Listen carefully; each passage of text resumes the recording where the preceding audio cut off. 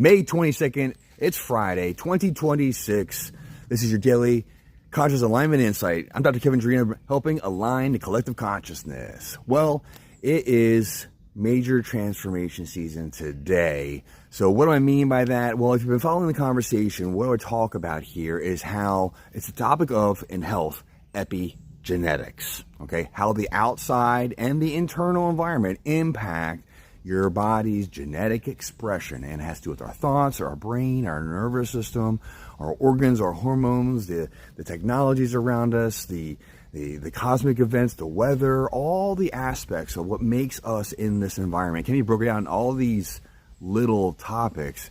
Let's keep it simple, the big whole picture.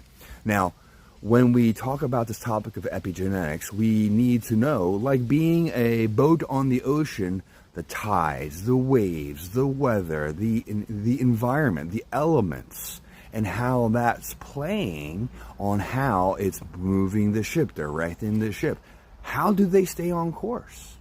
Well, if you remember the old days, they navigated by the stars. They had that sextant, I believe it's called.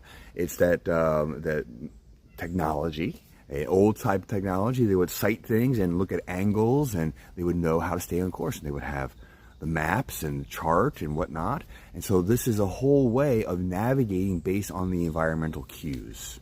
Okay, now what do I get by that? So we, in our human body, we have technology. We have these senses. Now, we've been taught the common 5 senses.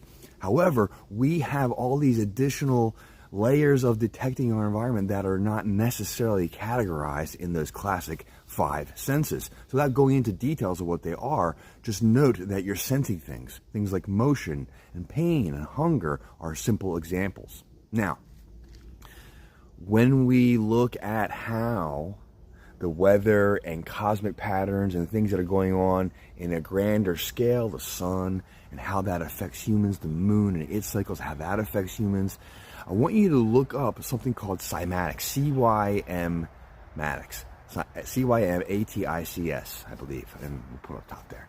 And in that, it looks at how sound and vibration and things that cause vibration at small levels, think molecules and atoms, back to the chemistry class and biology class, you got to think what you're made of and what impacts that. And so as these cosmic things change, it changes the vibrational pattern which life is responding to. And when we see that in cymatics, we see new structures evolve. We see a change from one form